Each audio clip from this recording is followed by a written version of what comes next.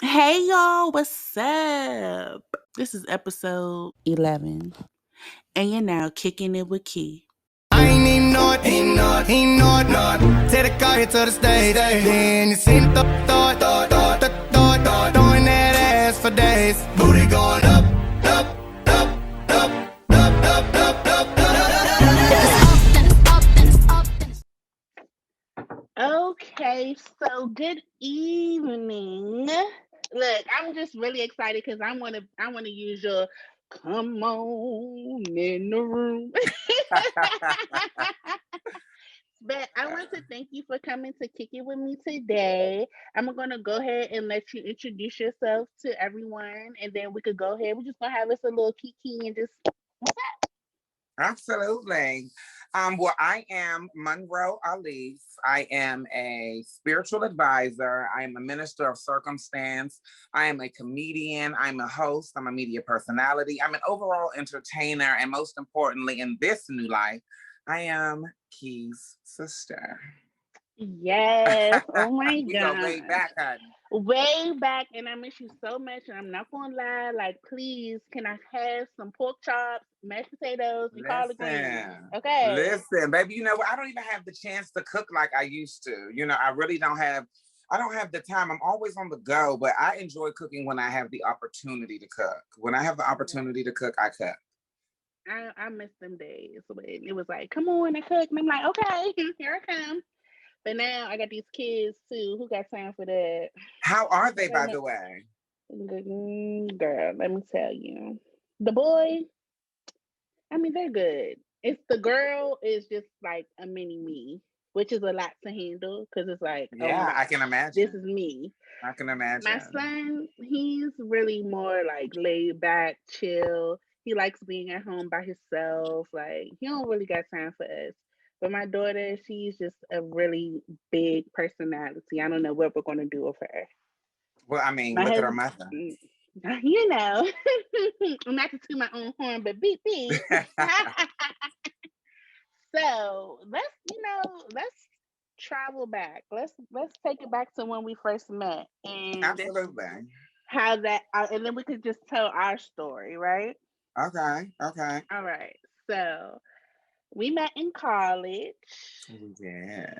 We and did. I cannot believe like that was almost 16 years ago. Can you believe 16 that? entire years. Yeah. You know what?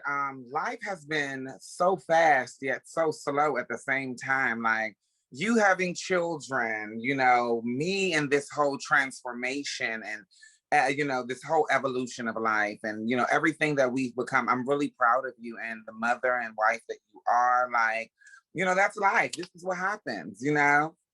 Thank you, and I'm so proud of you too. But we're gonna talk. We're gonna get to why I'm so proud of you. We're gonna get to why I'm Okay, so proud of okay, you. okay. Okay. Come on. This is your All listen. right. I'm just here. You asked the question. Okay, so look, I remember our first year in college. Mm-hmm. I think second semester. I think we was always together second semester. Absolutely. Yeah, Oh five. yes, Oh five. It was yes. oh five. Oh Back when I six. had Yeah. like red hair. I had red Mm-hmm. hair, Mm-hmm. and I have like tons of pictures of us. Like, I must have thought I was cute that week or something. I want to see these pictures. I have not I seen will these show you. I will pictures. send you these pictures. Like, I must have thought I was cute because I just like, it's so many pictures of these two different days. I was just flicking it up the whole time. Oh God. We thought we But was the shit back then, honey. Listen, okay, really. baby. Okay, so first year, I think we had some couple classes together too. Because I think you took TV production with me too, I right? did. Intro to TV. Intro to TV. Intro to Yeah. media. Yes. Yeah, Yes, we so we was in definitely that did. class together, and then look at us, still into this TV stuff or Wow. some form It's a of it, gift. right? It's a gift. Yes, yes. But I want to say, what was that? That was the second year. I think we was like this Yeah. back when the martini. The Rest in peace to martini. Kenny. I cannot believe Kenny passed away, but rest in peace to Kenny, Rest in peace, Kenny. because Yeah. that was our car, the Yeah, yeah, martini. yeah. Girl, can you listen? For those that are watching this, okay, I was huge. I stand 6'3" now, like 280 pounds. Okay, And I was driving at the time that a Nissan Sentra, like 95, honey. It was like a cubicle. Like it really was a 3-seater. It was a 3-seater. Like but listen, they got us from A to B, baby. It got us Look, to we was Washington, D.C., all everywhere. the way We to was Allegheny. everywhere. Okay, we was everywhere in that car. Mm-hmm. And if we wasn't listening to Lloyd, of course it was our girl Beyonce. Absolutely. We loved that beat. We played that B-Day CD out. Out, honey, out. So I remember back then your hair has always been laid. Like Oh, thank you, darling. always Thank always you. laid. Even Thank even in you. college, hair was laid. So it's just like, Thank look, you. first of all, I'm jealous because I'm like, first of all, why your hair look better than mine? But we ain't even gonna Please, go your there. hair has been always beautiful too. Stop what you're doing. You've always had beautiful So hair. so I remember, us in the Marquini, we did everything together. We was at the Walmart, we was at the thrift store, the grocery Mm-hmm. store, Mm-hmm. getting our All dollar of the menu things I on at still enjoy McDonald's. to this day. All of the things I still enjoy to this day. But let me tell you, do you remember this time you came to visit me after school and you had to wait for it to stop raining because the windshield wiper stopped working on the Marquini? Girl, yes. This is when you was up there all the way and at the top of Maryland, honey. All the way at the top of Maryland and off of Briggs Cheney Road or something like that. Yes. And Yes. listen, I'm talking about I've had some luxury cars in my day. I've had some hoopties, baby. But let me tell you, yes, it was raining too hard. And the windshield wiper on the driver's side was not working. I was like, not that you gotta wait Yeah. till it stop raining. Hold on. I And forgot what if it about stop raining? that. It's like, what if it stop raining when you're trying to drive back? Like, no, we had to get you better. That was Then funny. we had your housewarming when you was working for Metro. I still have That's those when, pictures though. yes, and you had that's when you had little baby locks at the time. That's before Yeah, you were they pregnant. Weren't you pregnant? no, don't put that. No, not yet. I don't think so. Oh, that was I think when we came, 2009. no, I wasn't pregnant yet. Mm-mm. Okay, my housewarming No. was 2009. Yeah, okay. Yeah, I feel like I came to celebrate your birthday, and I may have been pregnant then. Okay. Maybe it's a possibility because we went to Fridays for your birthday. We did. Oh Or my did I God, get pregnant the year after that? I don't know, but that was a while back. I Jeez, see know this it's so little see long, that. right? It seems so long ago. I mean, it is so long It ago, but it was feels like 20, yesterday. 2010. You It know, was 2010, right? that birthday. And I got pregnant at the end of 2010, so I wasn't pregnant Mhm. yet. I got pregnant at the end of Okay. 2010. Yeah, July 2010. That's when I had that birthday party at Fridays. Yeah. So let's talk about this. When we were in college, there was a whole girlfriend. Okay. Then when we was at Fridays, it looks like we're transitioning out of girlfriends. Mm-hmm. So what happened? Like, And you're talking was it? about me for those that I'm don't know. talking You're about, talking about me yes. having girlfriends and then I'm talking the about whole you having girlfriends. Okay. Okay. So back then, you was my Mm-hmm. brother, Mm-hmm. my brother Marcus. Mm-hmm. But now before us, it's Miss Monroe. So Absolutely.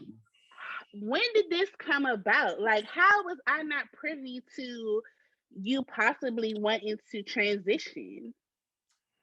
So this has always been an excellent, this has always been an excellent thing for me because I think oftentimes a lot of people don't know the severity of the identity struggle. I've always knew that this girl was inside, even from a very early age, I knew that this is the girl that I knew when I got introduced to identity. And this is in elementary school. And once I got introduced to gender roles, that's when I knew that something was different.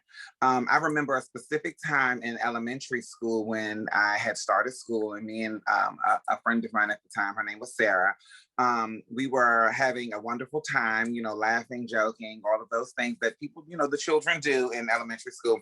And it was bathroom break time. Now here, well, this is what I usually say when it comes to the whole bathroom thing and, people in the trans community talking about bathrooms and stuff like that. At home, we all use the same bathroom. My mom used the same bathroom as my dad. My dad used the same bathroom as my other siblings. I used the same bathroom. So when Sarah and I went to the bathroom for break and bathroom time, as I followed her into the bathroom, the teacher like pulled me back and was like, no, you go over there. And I'm like, well, why do I go over there when me and Sarah are the same? And that's when I realized that there is something different. And then it wasn't until I got home later on that day and I started to really pay attention that I was getting reprimanded or disciplined for doing things that came natural to me, like wanting to play with Barbies and loving Tool and wanting to do hair and, you know, all of the things that I liked that defined me and who I was. I got beat for those things. So therefore I had to jump into survival mode. You know, I have all brothers. I have an older brother and a younger brother. So now I have to become someone else to survive.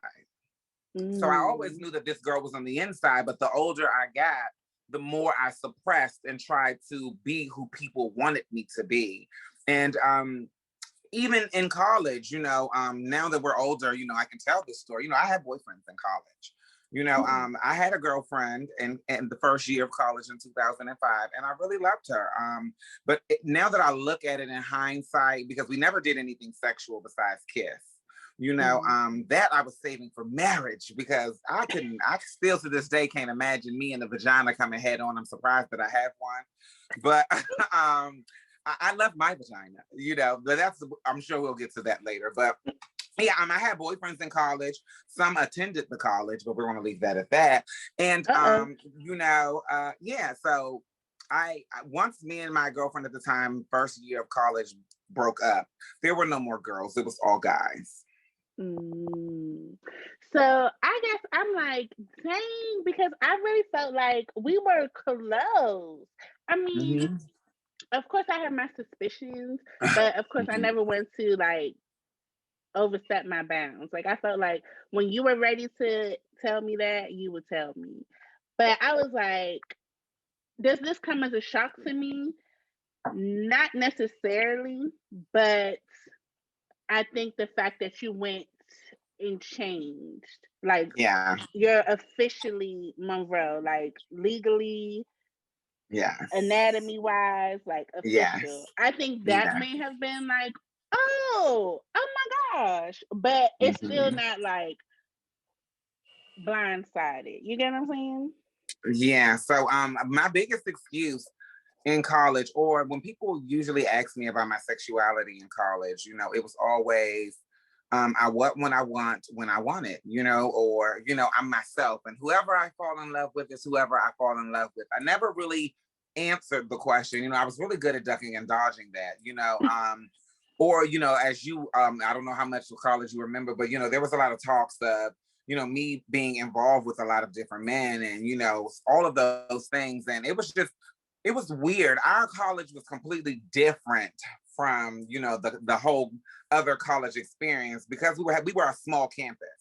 You know, we were a large campus, but a small dorm. So like our dorms were apartment style. There was like a 5-building U kind of thing, and everybody knew everybody's business. You could see everybody in those creep late night moments, and you know, trying to come through the courtyard, trying to come around and going through the courtyard, and you know all of that. So you know, it was weird. It was different, and you know, but yeah, I was still me.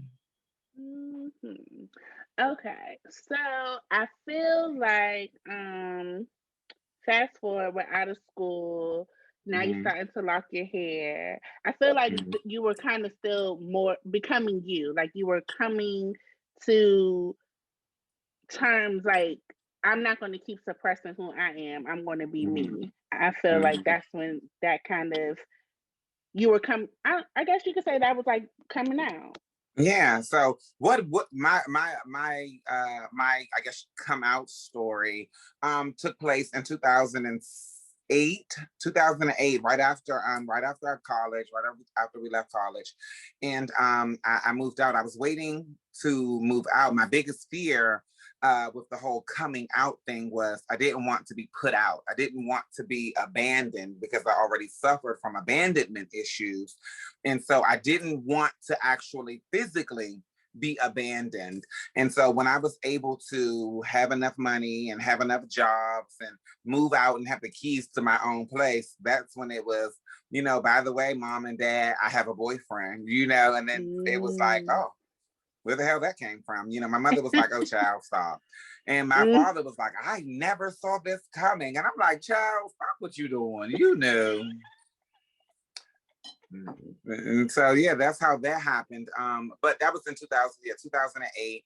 And after that, you know, once I found that liberation and me having my own place and me being sufficient enough to take care of myself, is when I really came into who I was. Like, I didn't have my first gay friend until 2008, 2009. Really? Like, actual best friend. I mean, as you know, I had my best friend in school at the time, Jarrell. But, you know, he was still having his own thing. And, you know, we it's kind of separated in a sense, if you know, if that makes sense, just like a grow apart thing. And so like my first adult gay friend, I met at Fridays.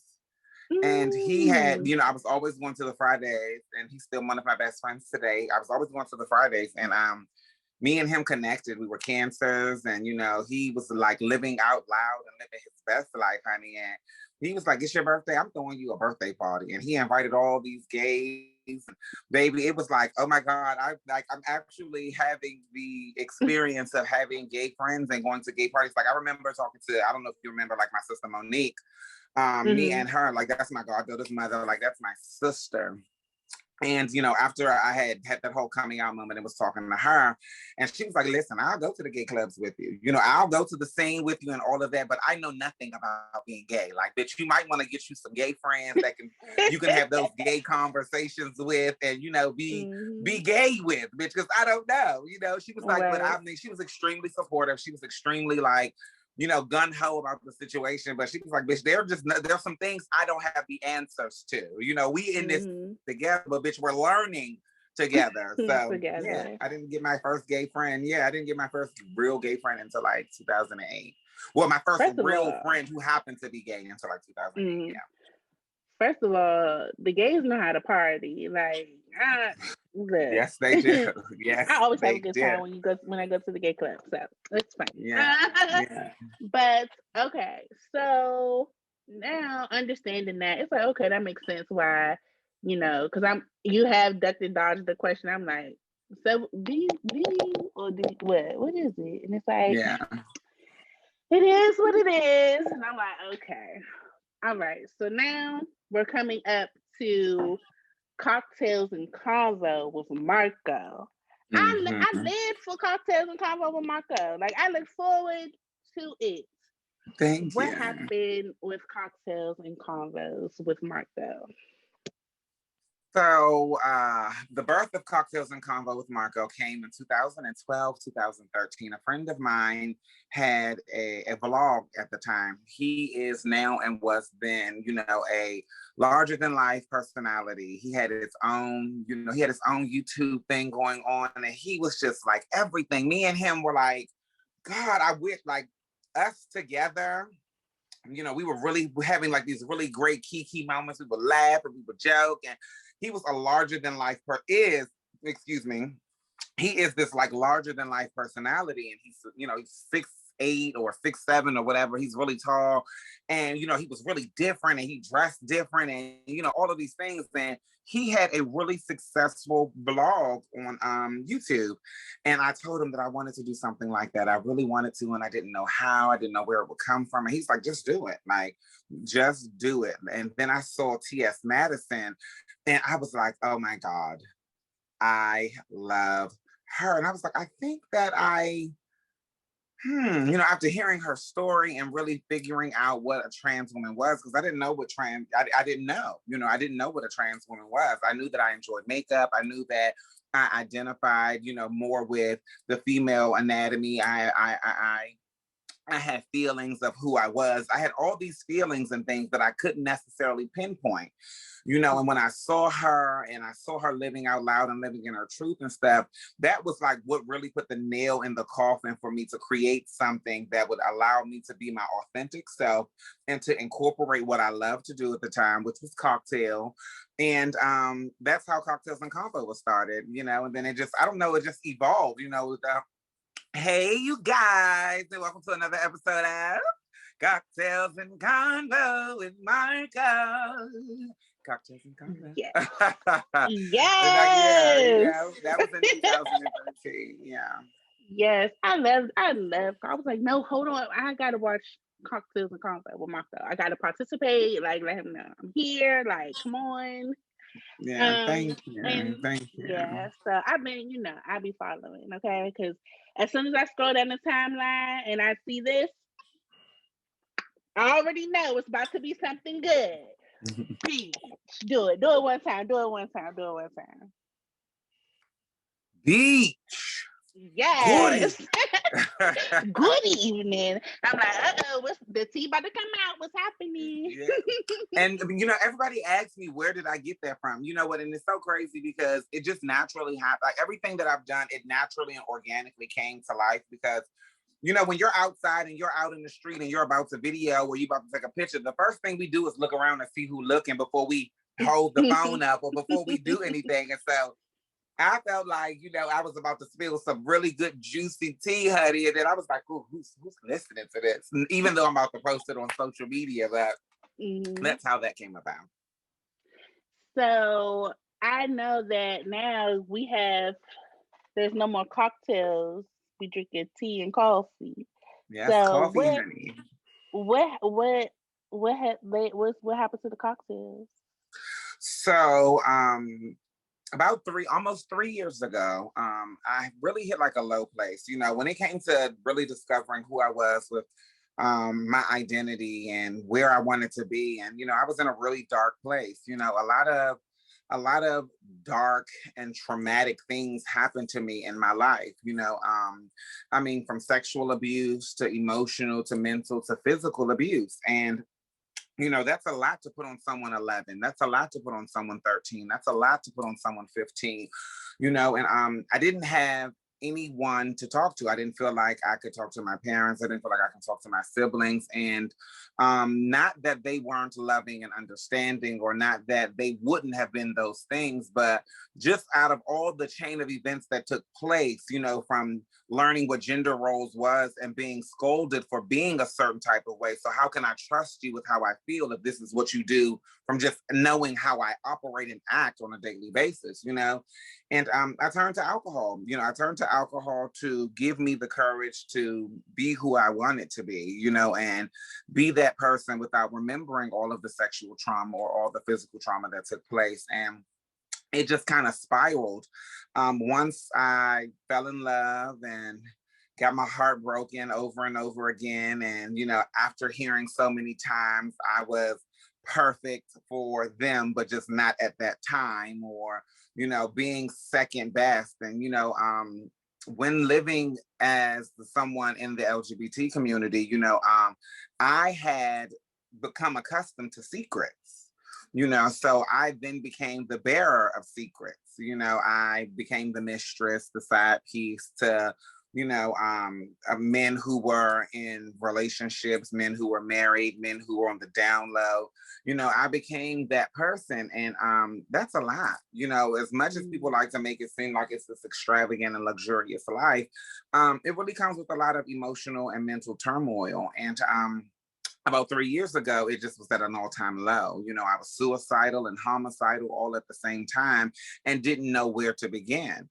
So I attempted suicide twice, and I was really trying to figure everything out, and I was really alone. And I knew that I had been abusing alcohol, and that was the cause and cure. That was definitely what was hindering me from being the person that I knew that I was destined to be.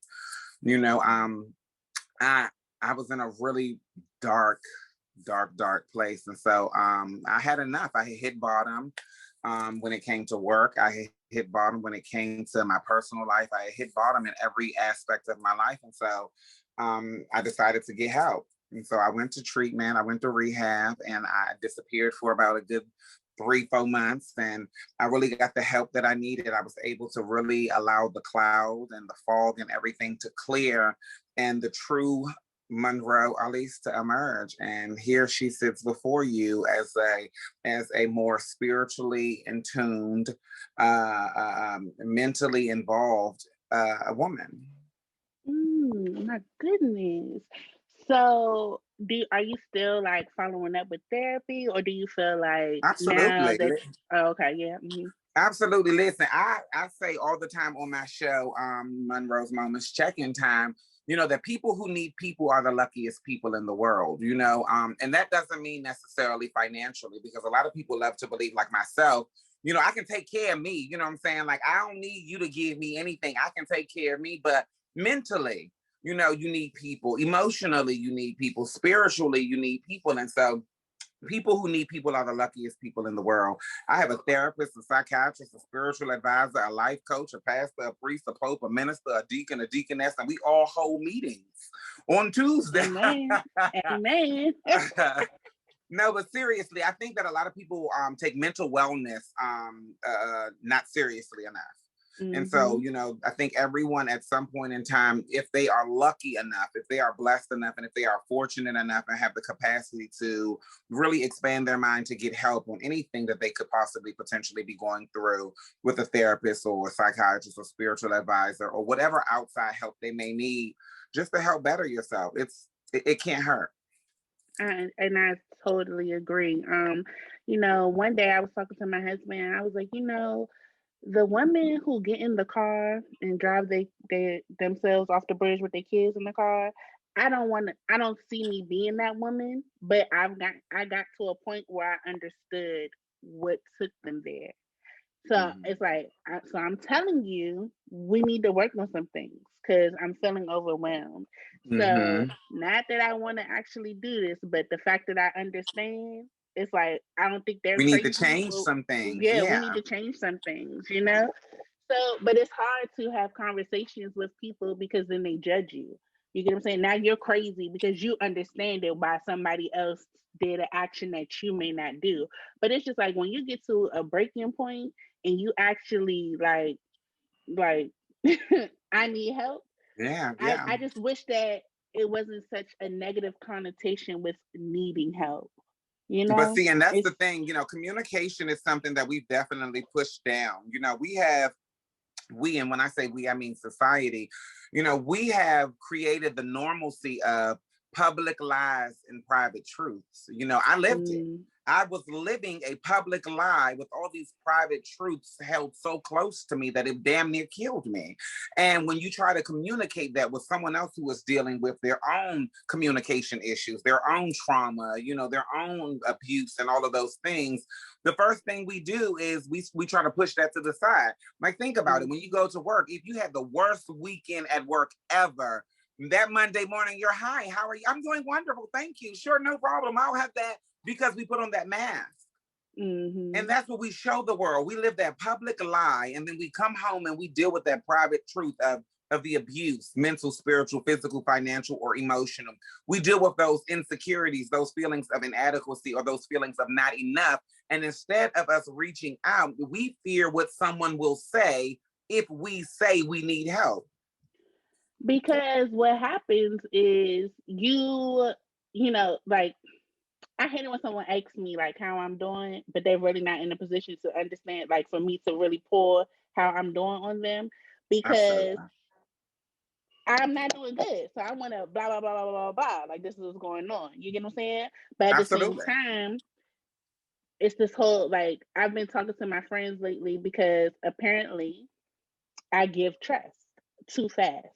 Like, I'm the type of person, like, I meet you, your trust is already at 100. So it's on you if you break it down. You get what I'm saying? Absolutely. Versus where when you meet someone else may meet someone and your trust is at 0 and you got to build it up, right? So I give people the opportunity to throw something in my face. My husband's like, you need to stop being so trusting, stop like befriending people so quickly.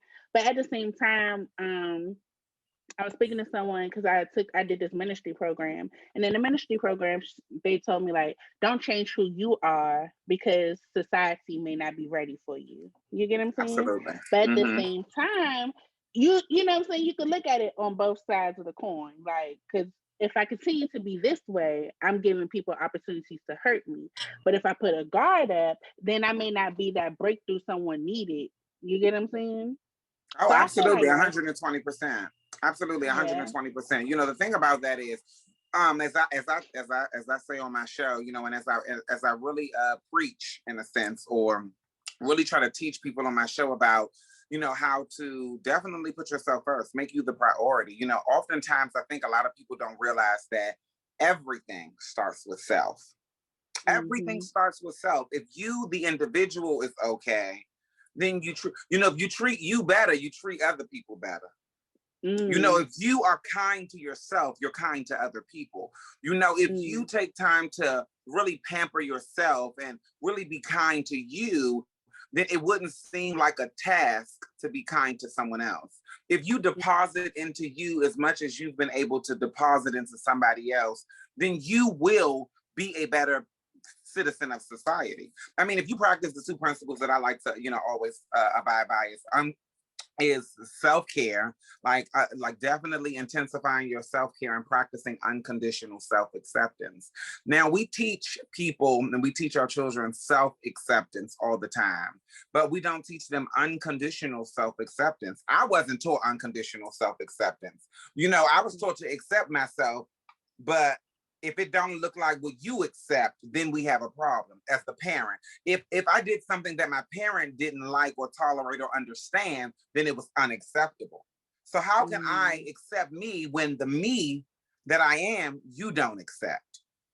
So mm, you have to practice that unconditional self-acceptance, meaning that I accept me no matter what, no matter what it looked like to the world, no matter what I look like right now, no matter what my circumstance is right now. I accept me and know that this that's happening right now or going on with me right now won't last always. And if we take care of the person that is us, then we'll be fine. You know, we're all spiritual beings having a human experience. And I think we forget that the human part is the biggest part. hmm. So now, you know, cocktails and convos with Marco has ended. You know, you didn't have to disappear for a little bit because I was like, well, I ain't seen you. I was looking for you. I ain't seen you in a bit. So when did the transition begin? And did you have a conversation with your family prior to, or was Okay. that something you did on your own? Absolutely 120% on me. So that everything that I did when it came to my sexuality or, you know, like my identity, I did like surprise, you know. So like with the whole me being gay, I showed up one day over my parents' house right after I got the keys to my new place and was on the phone talking to my best friend, my homegirl at the time. And well, my best friend, one of my closest friends still today, and she was outside parking the car. And I was like, okay, boo, you outside? All right, okay, well, I'm about to come meet you outside. And my mother and father was like, who are you talking to? Who's outside?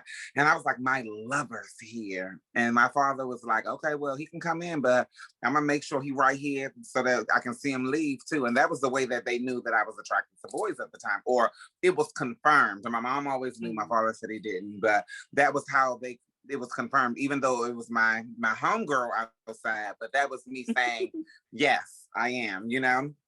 And so when the mm, transition happened, I believe it was 2012, maybe 2011, I had already started dibbling and dabbling in makeup and, you know, and I had incorporated makeup into my everyday at that time as a gay man, you know, like doing my eyebrows and my foundation and stuff like that.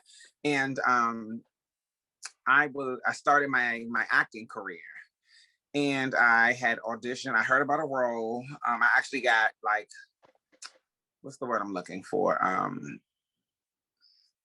I got cast, I guess, for a role as a trans woman in a play that was coming out.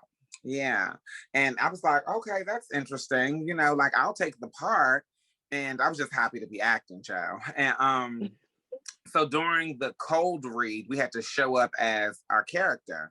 I didn't have any female clothes. You know, at that time, I still had a goatee. And so I was like, okay, well, you know what? This will be the day. So I shaved off my goatee and I threw on a skirt and, you know, I asked my mother, my father was gone. I was living with my parents at the time. My father was gone and I had asked my mother, can I borrow her skirt? And she was like, for what? And I was like, well, you know, I'm acting and I have to show up as my character, and my character is a trans woman. You know, that's a man who is now a woman. And, you know, trying to explain it to her and like, oh, it's for a role. You know, this is just, you know, it's just for TV. I'm going to be really famous. I'm going to make us a lot of money. Like, just let me see the damn skirt, you know?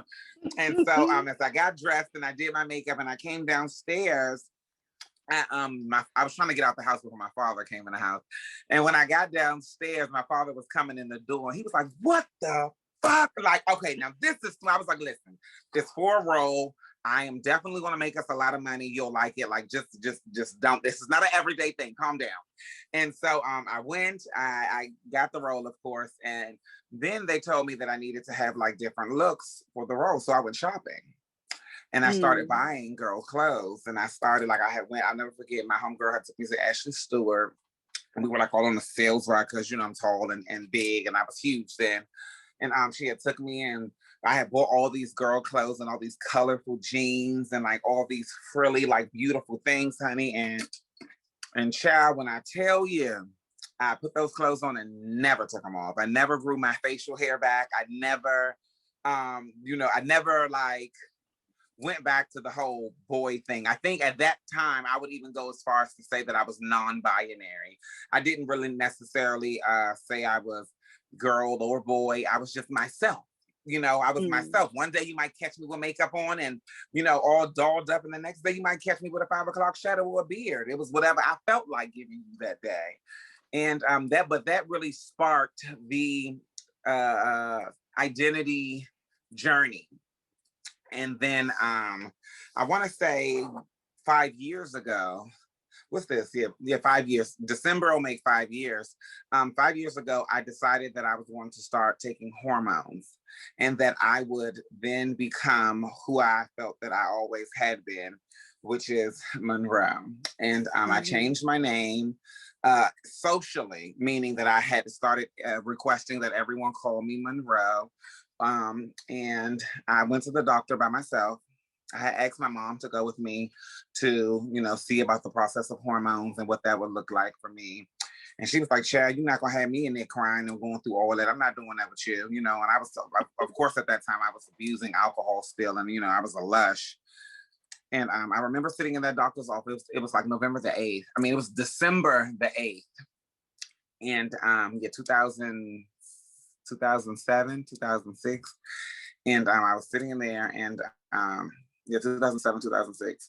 I was sitting in the office and I was crying because the doctor had told me that, you know, if I started taking hormones, it was a possibility that I wouldn't have children. And, you know, that, you know, this was like final. And, you know, I was like, oh my God, I don't know if I really want to do this. And I decided that it was something that I wanted to do. And I filled the prescription and I started my hormone therapy.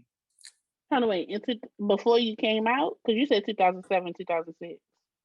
I mean, I'm sorry, not 2007, 2006. I'm talking about 2004. Oh, no, 2000. What was that? 2014. I think it was 2015, 2016. 2015, 2016. Okay. Sorry. Yeah. No, 2015, 2016. Yeah. Okay. Yeah. So, of course, like I've been following the journey, right? And I'm trying not to. I'm trying not to go out of order, but. Okay. My question is because you said if you started taking the hormones, you wouldn't be able to have the kids.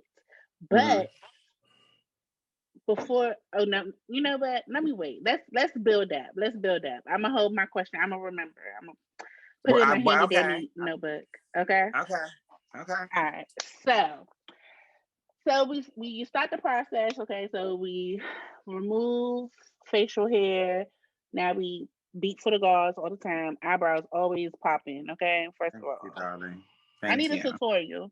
Let's get on here and give me a tutorial so I can slay like you. Thank you. I didn't even do this. This beat came from Dawit. Shout out to Dawit. Thank you so much for my makeup today. The professional beat today. So you started I guess you started with your breasts. You got the So pills actually, and then the breast. so mind you, I was always big. I was Right. always a big person. So I had breasts, I mean, they were like saggy man booby, but I always had breasts. And so when I had started hormoning and started wearing bras, it was just a really great push-up bra that like, pushed the girls out, but 3 years ago, come April, I got my breast done. So yeah, so the first Okay. surgery that I had was my breast. I got my breast done 3 years ago. Yeah. Cause I was like, I was talking to Cookie, and I was like, no, I think because you haven't come to us to tell us to start calling you Monroe yet. So I'm like, no, Uh-huh. I think Marco just got on a bra. Like, I don't think he did Mm-hmm. anything. It I was just just a think, bra. you know what I'm saying? But when you started to lose the weight, I was like, well, how he still keep the fat in the titty? Like, When I had my weight loss surgery in 2013, so the same year I started Cocktails and Combo, I had a weight loss surgery. And once the weight started falling off, I had the gastric sleeve, and my breast stayed. Like I don't this God did it. I mean, I lost weight everywhere else, but my breast was the same. My breast stayed, and my stomach and everything just started to disappear. So I just started wait, building up. rewind, pause. You had the sleeve done? I had the sleeve in 2013. I had the gastric. So in all honesty, I had the lap band first in 2013, in 2012. And that surgery was a bust. It was a waste of time. And so in 2013, August 31st, I had the sleeve. In 2013, August 31st, I had the gastric sleeve. And and that's when the weight loss journey started, skyrocketing. So you had the surgery, but at the same time you was abusing the alcohol too? Mm-hmm. Yeah. So was that causing you to be sick? Because it's like you have restrictions after you have the surgery, right? Yeah, no. So I did everything that I needed to do to have the surgery. I waited the 2 weeks. I lost that. I went on my liquid diet. I did everything that the surgeon told me to do. I even stopped drinking for a while. What I know to be true about me is that anything I set my mind to, I can definitely accomplish, And so I was so serious about having that surgery that I did what I needed to do. I stopped drinking. I stopped everything. And once the surgery was successful, and once the doctor had said that I could start eating, and he gave me that strict regimen, I did everything. And when he started saying that I can eat again, I started drinking again. I was actually contemplating having that surgery because I am the biggest I have ever been in my whole entire life right now. You look amazing. And you look nice. You're so sweet. You're supposed to say that to me, but you're so sweet. Sweet. But even though, and I feel like you'll probably understand this, right? People can give you the compliments, but if you don't feel it within yourself, it's just, it's not there. It's Absolutely. Body dysphoria. To this day, it's hard for me to take compliments. Yeah.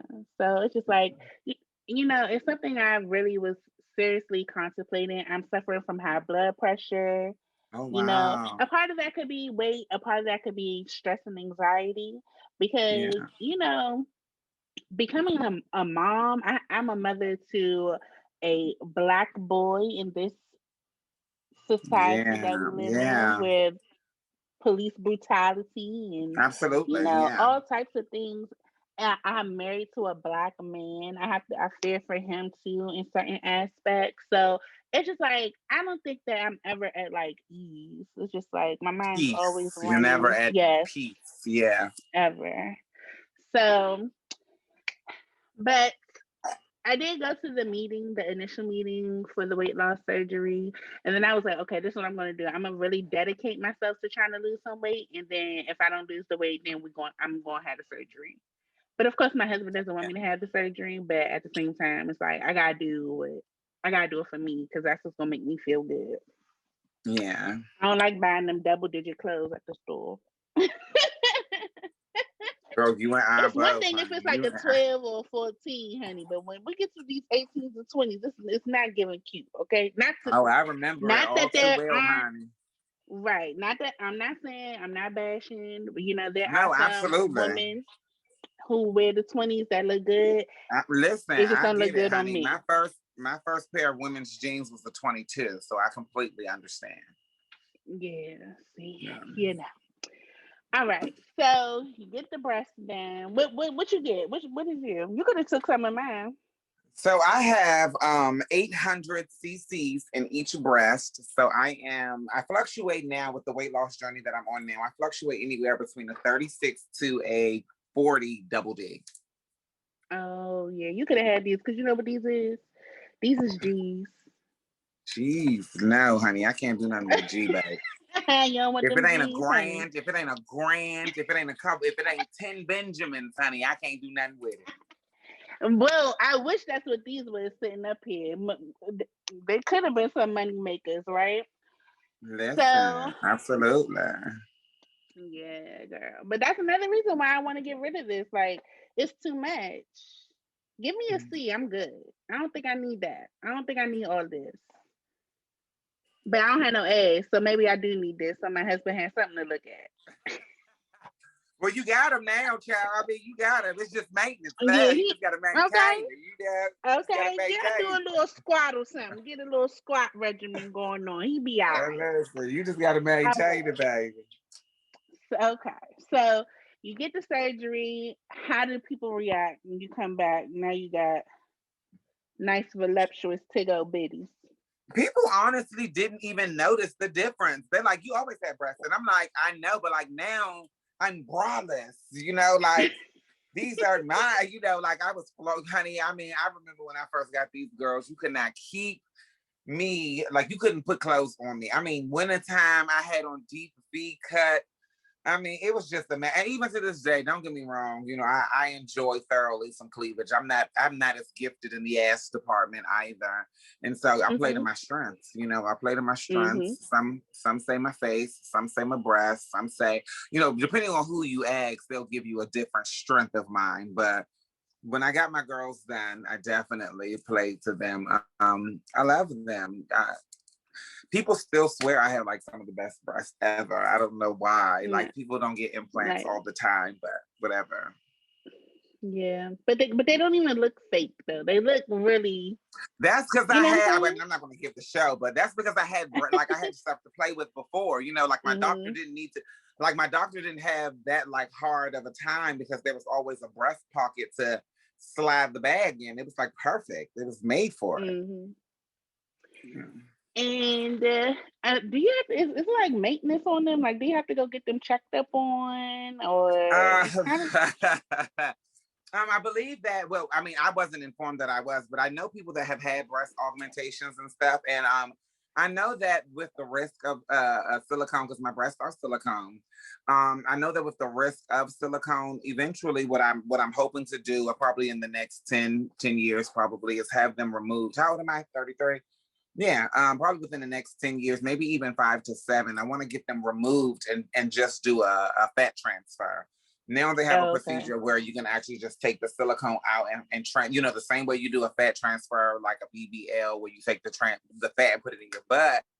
You can now take the fat and put it in your breast. So everything is real. I don't want to have any type of foreign objects in me at all, eventually. Got you. Okay, so next on the journey is was that down here in the Netherlands? Yeah, so the only work that I've got done, this is contrary to popular belief. A lot of people like to believe that I've had face work. I've never had my face done. It's just straight jeans. Shout out to my mom. Yes, I've because you only look had my just like breasts her. done. Yeah, I mean, it's my mom. So I've only had my breasts done and my vagina. I had a vaginoplasty a year ago. It'll be 2 years in November, but I just celebrated my kittyversary last November the 12th. And so it's been 1 year since I got my vagina. Yeah. So how was that? Like, I'm not even gonna lie to you, okay? When you posted that you was getting that done, I was Googling. I'm like, what is my sister about to do to herself? Like, what is going on? That's a lot down there. You got to go pee. I still do. What's the recovery? Like, what was going on? So I was on Google trying to figure it out. I wanted to educate myself, so I ain't come out here talking reckless, not knowing what I was talking about. But I'm gonna let you share your story because I was Googling. Like, what is Monroe doing? Okay, So so how was that? it was, I mean, like every, I always say it was like every other surgery, but of course, I want to preference this part of the conversation by saying that my womanhood was never defined by what was between my legs. And I want to say that to my trans siblings, that you don't have to have any type of surgery at all to be defined or be introduced or be who you authentically are. You are who you say you are. You are who you say you are. And if you want to identify as a woman, you identify as a woman. Your womanhood is not determined by what's between your legs. I say that all the time. Last time I checked, when you're filling out a job application and before you pick your gender, you don't say, okay, am I? Okay. And then you sign off on the paper. You don't look between your legs to define whether or not you're a man or a woman.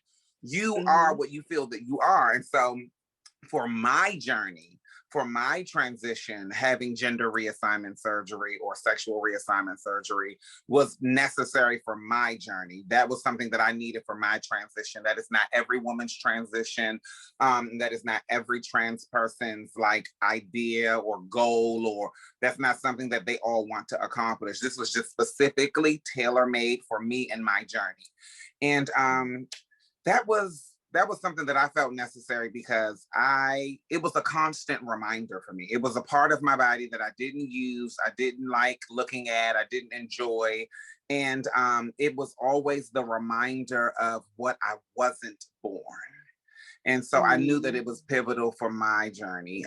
So like I said, I went through the necessary channels of getting it done. I saw several psychiatrists. I saw some therapists. I had conversations with my spiritual advisors, and I really thought about it. I've thought about it for quite a long time.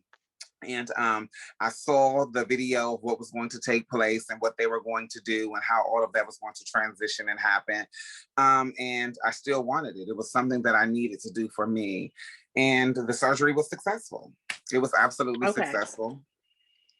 So here was the question I was going to ask you a little bit ago. And now we can ask because we're getting into this part of the conversation.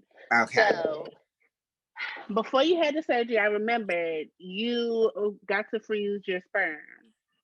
Yes. So the hormones didn't affect that. So with that story, I did do the process of freezing my sperm for the hopes of having children in the future. However, due to my own procrastination, I take full accountability and ownership on this part. I waited till literally the day before my surgery to send off my specimen. And I sent the specimen off only to find out while I was in the hospital after having the surgery that the specimen that I sent off was no good. So I am not able to have any biological children of my own as of now. Yeah. I'm sorry. It's okay. Thank you. Yeah, it was tough hearing that. It was something that I had to definitely talk to my spiritual advisor about and to my therapist about, because I always wanted to have a child of my own. Brooklyn was always going to be my little girl. She was going to be here, Brooklyn Brand. And I wanted her to have parts of me, I wanted her to have biological makeup that resembled mine. However, the dream is not lost. I'm still able to have children in some way, shape, form, or fashion. There's all these new different ways. There are so many children that are in need of a loving home. And when the opportunity comes, I'll definitely, go through the proper channels and everything that I need to, make my home open to a child in need.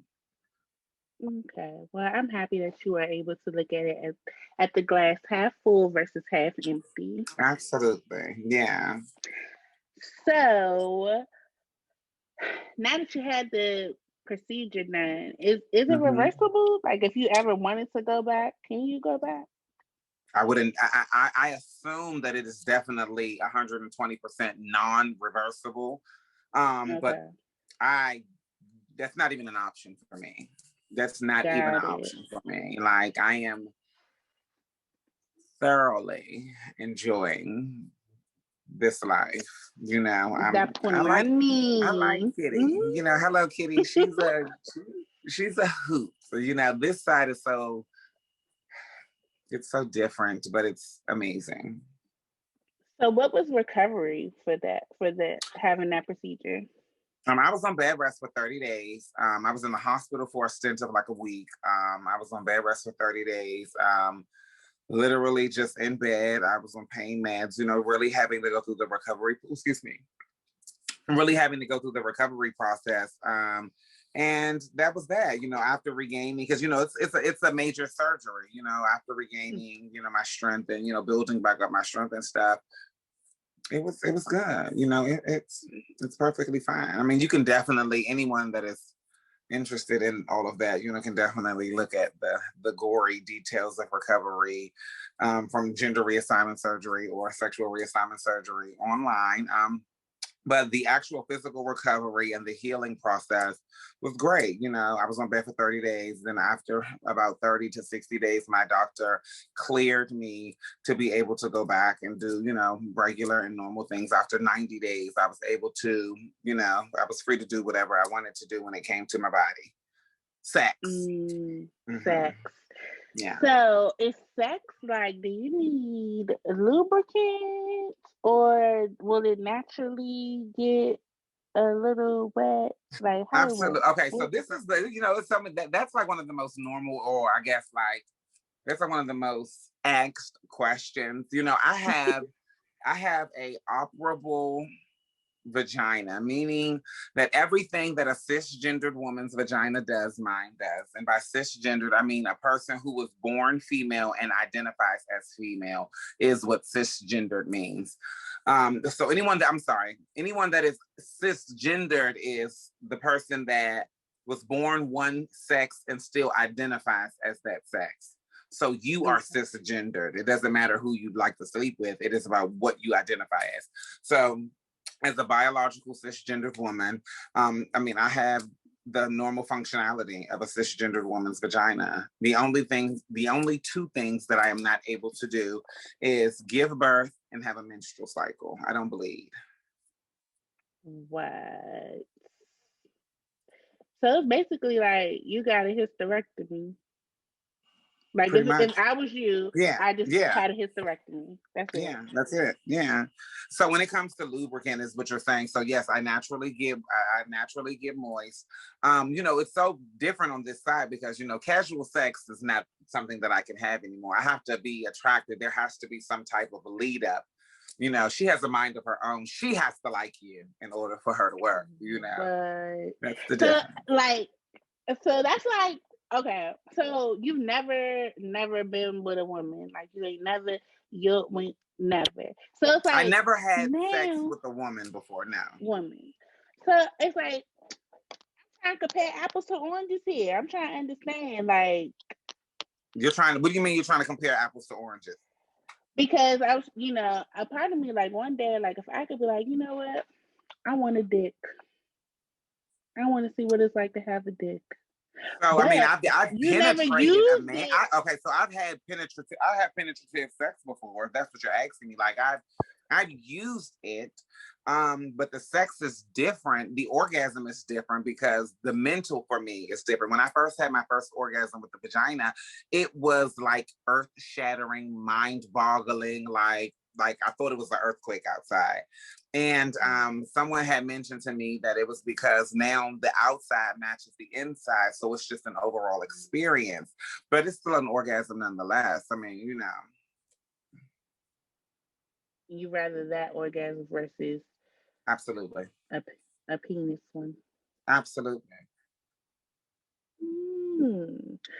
So I'm like really like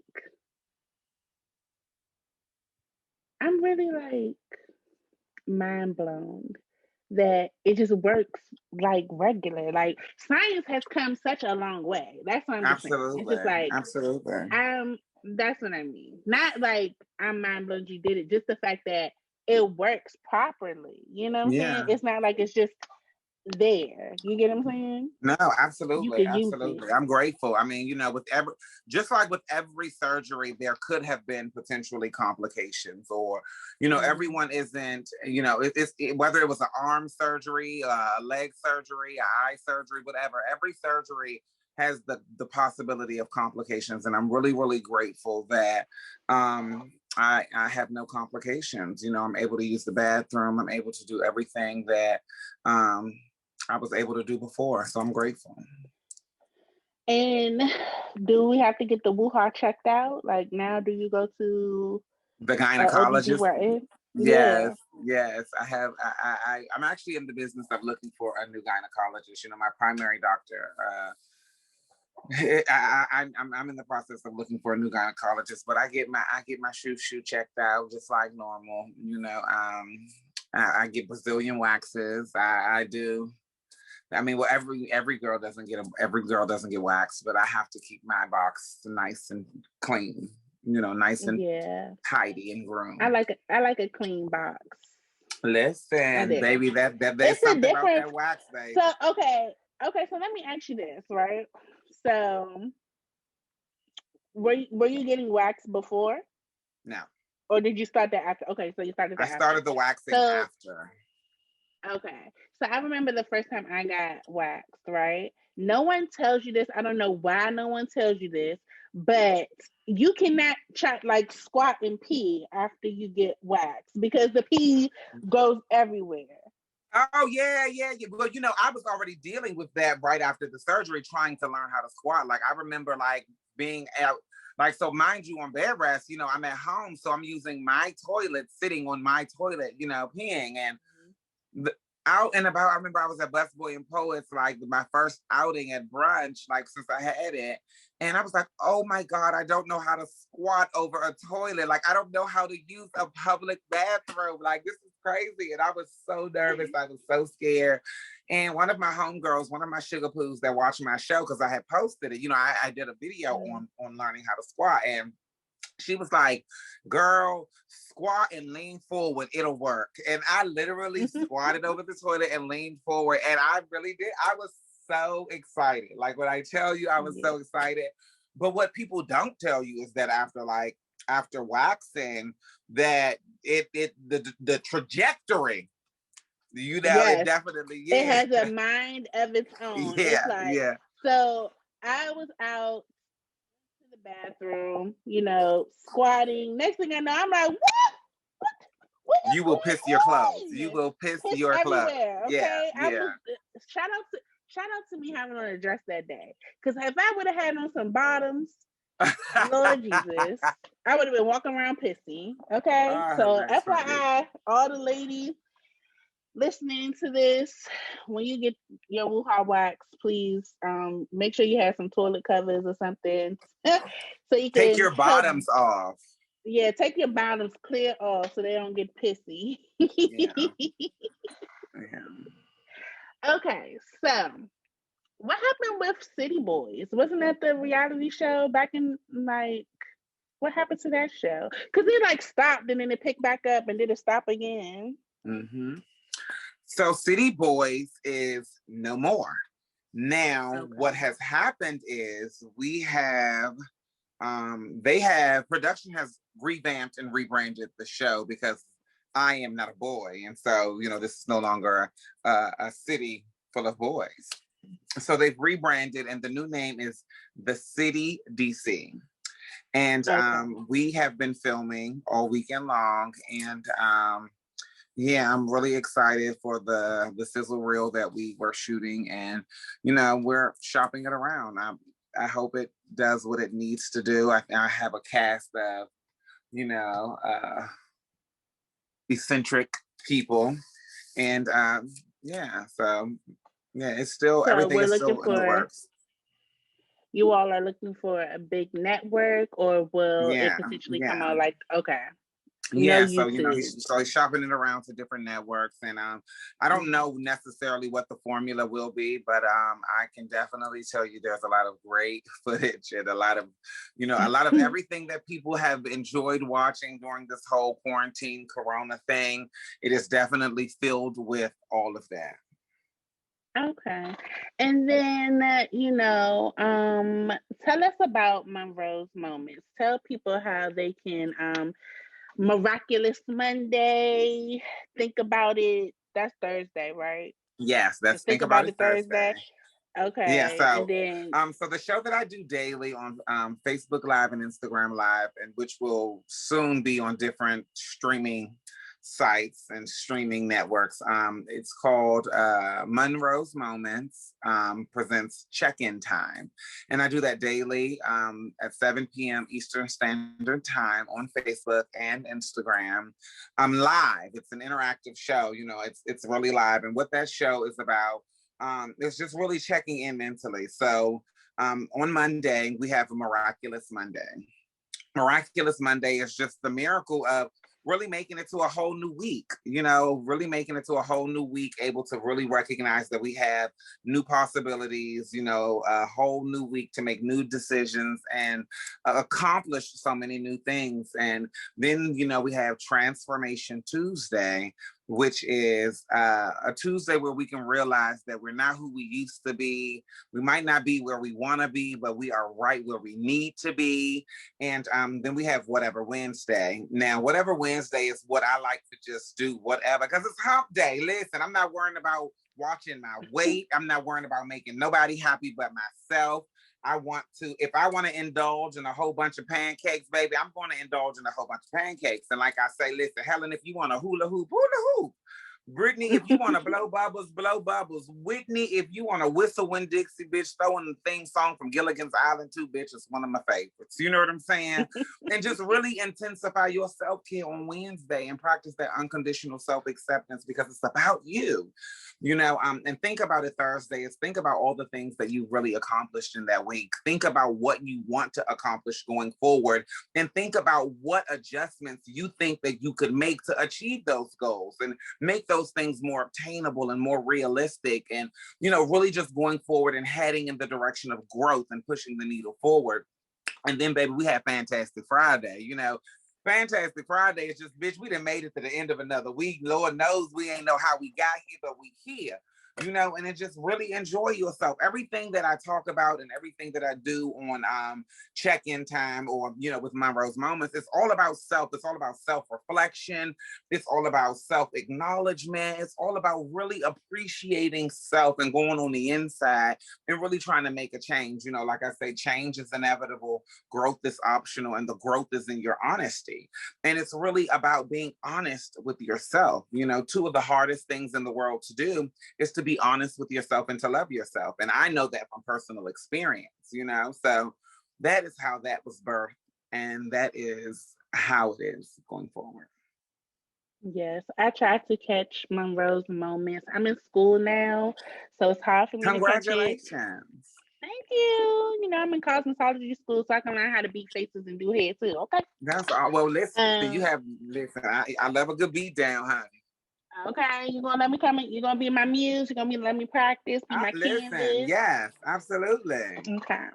I went because I wanted to learn how to do nails, and then ended up actually enjoying the whole hair process as well. So, you know, we'll see I did this for my daughter. My daughter has shown interest in cosmetology. I figured if I know the secrets, the behind the scenes, we could teach Mhm. her.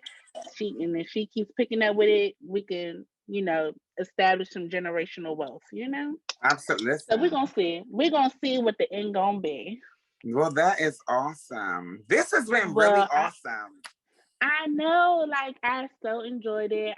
We need to do this something, see each other. I miss you so much. Absolutely. I Listen, am I get so COVID tested happy. like at least once a week, child. So I That's am because you're about to always be COVID. famous. And I'm gonna say I knew you when. Okay. Like I didn't just come about. I've been riding, okay, since the martinis, Absolutely. okay? You were shooting with me in the gym, baby. You were shooting In with the me in gym. the gym. Okay. So I do have like a little discussion group. So when the episode comes out, people can come and we could discuss the group. So I'll be sure to Mhm. make sure you get sent in there, send an Please, invite so you can please. join, just in case people have questions. I Absolutely. purposely don't ask certain questions so that other people, if they want to ask, then that gives me a way for people to interact, you know, grow my little Okay. following, you Okay. know, I'm all that good excited. stuff. Okay, Okay. so what I like to ask before I end, because I'm not gonna keep you because I know you're busy. What you been watching on TV? When I get the chance to watch TV, so I miss everything that comes on in like real time. So I'm always watching things like after it comes on. I am still I still have a guilty pleasure in like reality TV. So when I can, I watch Basketball Wives or Real Housewives of Atlanta. Those are the two main things that I really, really watch when I have a chance to. I am thoroughly enjoying like Netflix and Hulu and stuff like that. I just finished the Jenny and Georgia series on Netflix. Okay. Phenomenal. I watched Okay. Lupin was really good. What else? Oh me, oh my. I watched Winx, the saga, the what is it? The Fate of the Winx or the Fate of the Saga, something on Netflix. That was cute. You know, I like my magical, mystical, fairy little stuff. What else? That's it. Like, what am I about to watch right now? So as I'm working, because I have to, work after I get off of this. But I like to have some noise in the background.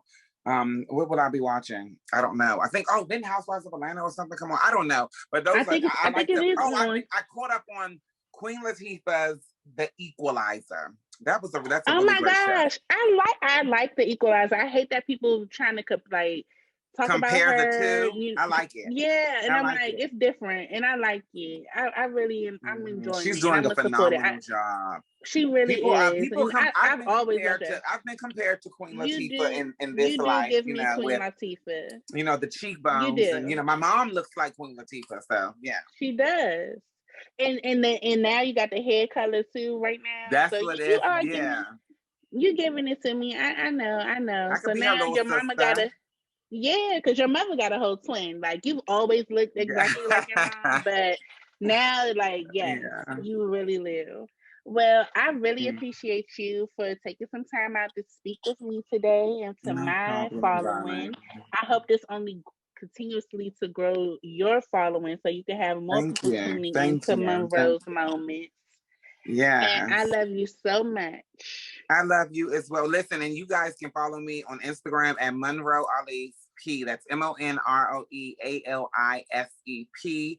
And on Facebook at Monroe Alise. Thank you, because that's what I was going to ask you, because we have to give props when they're due. Okay, I'm going to also put these hashtags at all that when I post it. Thank you. Well, thank you so much. I hope you have a wonderful evening. Thank you, darling. I love you. And definitely will be in touch. All right.